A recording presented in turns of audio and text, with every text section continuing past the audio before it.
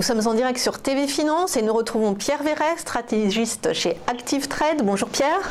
Merci beaucoup, bonjour à tout le monde, à toute l'équipe TV Finance. Alors comment expliquer ce vent de panique sur les marchés hier et ce matin, puisque ça continue, le CAC perd 1,07%.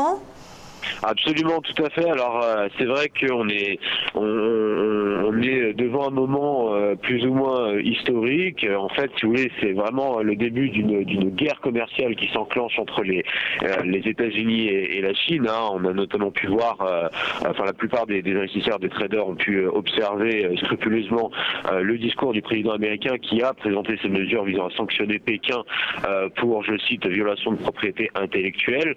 Donc on est face à une nouvelle tarification douanière qui devrait toucher environ 60 milliards de dollars de biens, ce qui n'a pas manqué de faire réagir Pékin dans la foulée, qui a justement élaboré une réponse équivalente mais un peu plus mesurée. On y reviendra un peu plus en détail juste après. Alors c'est vrai que ces annonces ont soufflé un vent de panique, comme vous venez de le dire, sur l'intégralité de la sphère de la classe d'actifs des marchés actions. Donc toutes les places internationales sont concernées. J'ai les cotations futures devant moi au moment où je vous parle, et c'est vrai qu'on est face à une mer de rouge, si je puis m'exprimer ainsi.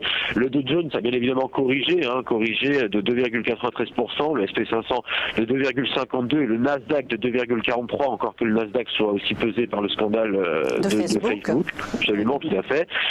Au niveau des marchés asiatiques, c'est bien évidemment là qu'on a eu les plus grosses variations. 5% Tokyo, oui. Tout à fait, absolument. De Shanghai à Tokyo, on a des indices qui sont passés bien en dessous des 3%, avec le record détenu par la place phare de l'indice de la ville japonaise, l'indice phare de la place japonaise, je vais y arriver, donc moins 4,51% ce matin à l'ouverture. Alors en ce qui concerne les suites de mouvements, je rappelle qu'on est vendredi, c'est toujours assez compliqué de traîner le vendredi, qui plus est après de telles nouvelles. Les investisseurs ont peur. En tout cas c'est ce que nous disent les derniers rapports donnés par Bloomberg ce matin. Les investisseurs ont peur d'une escalade de ces tensions relatives à cette guerre commerciale. On a pu le voir notamment, comme je l'ai dit en introduction, la réponse ultra rapide de Pékin. Alors j'ai parlé d'une réponse qui finalement n'y croit que moyennement à ces menaces, non? Parce qu'effectivement la réponse de Pékin est beaucoup plus mesurée. Tout à fait. Alors, nous ne craignons pas une guerre commerciale. Vraiment? Absolument. C'est vrai que, alors en termes de montant financier, selon mes dernières informations, les nouvelles, en tout cas mesures que la Chine a dévoilées justement donc ce vendredi, avec une liste de droits de douane qu'elle pourra imposer sur des importations de produits américains uniquement, représenteraient 3 milliards de dollars.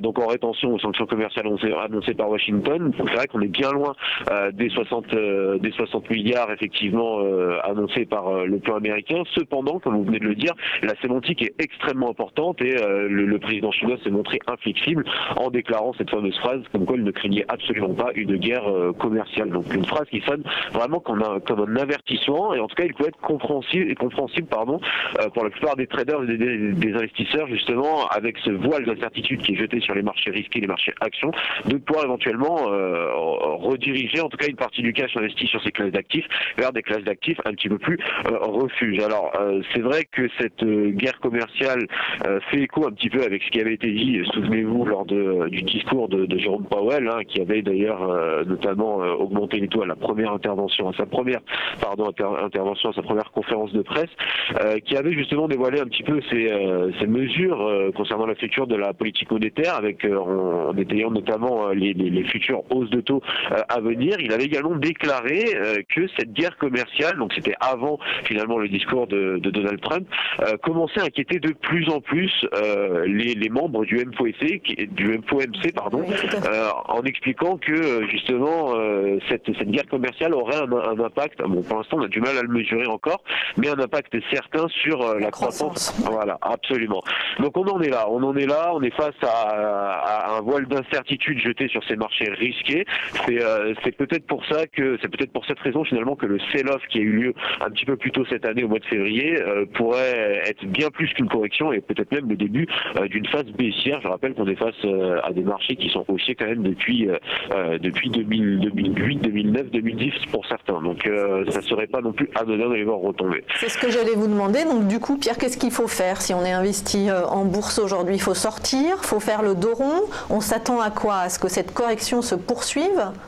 Alors, écoutez, effectivement, pour l'instant, il n'y a aucun vraiment levier fondamental à la hausse sur les indices. Il y a plus d'incertitudes que de choses positives.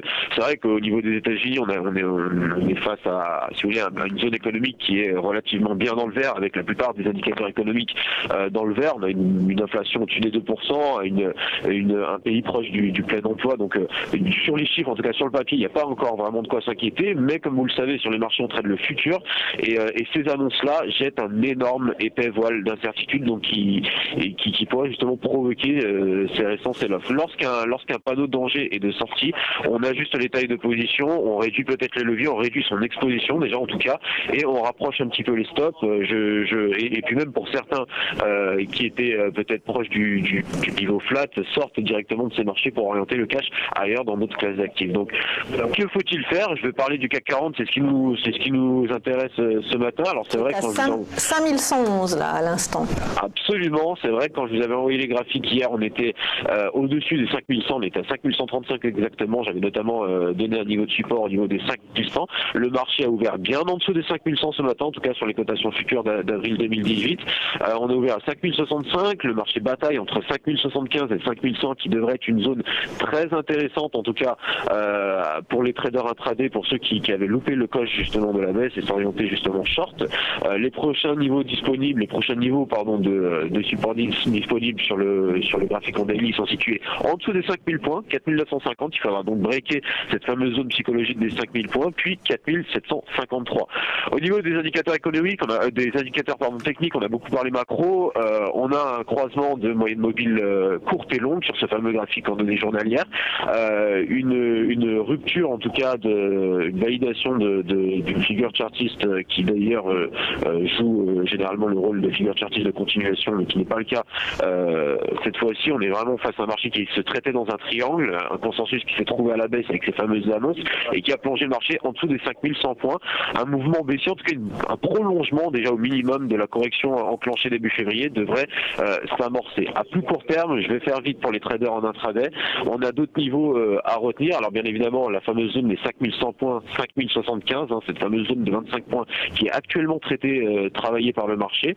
Si jamais cette zone venait à être cassée, ce qui est mon biais, comme vous l'aurez compris ce matin, on pourra envisager un retour du marché à très court terme sur les 5020, puis peut-être une brève incursion aujourd'hui en dessous des 5000 points à 4970, voire 4050 points. On verra un petit peu comment le marché réagit sur ces zones-là. Ça pourra donner lieu à des corrections très court terme haussières, ce qui pourrait justement donner l'occasion aux traders qui ne sont pas rentrés sur ce mouvement de rentrer à ce moment-là. Donc Pierre, voilà. Si je vous suis bien, si le CAC descend à 5000, en dessous de 5075 aujourd'hui, on est parti pour tomber sous les 5000 points.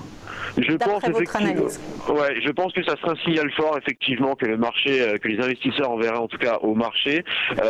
On pourrait, en tout cas, la cassure de ce niveau clé, à la fois psychologiquement et techniquement fort, pourrait donner lieu au déblocage d'un potentiel baissier extrêmement important, comme on l'a dit au tout début de l'intervention, un potentiel baissier qui pourrait aller en tout cas à court terme, court moyen terme, au niveau des 4753. On n'y est pas encore. Le marché ne va pas tomber en ligne droite. On sait que les baisses sur les marchés actions sont toujours beaucoup plus rapides et puissantes que les hausses, mais je pense pas qu'on y aille tout de suite d'un coup. En tout cas, le mouvement baissier sera fort et je pense qu'on ne devrait pas trop tarder à retomber sur la zone des 5000 points dans un premier temps, en tout cas. Merci beaucoup Pierre Verret, stratégiste chez Active Trade.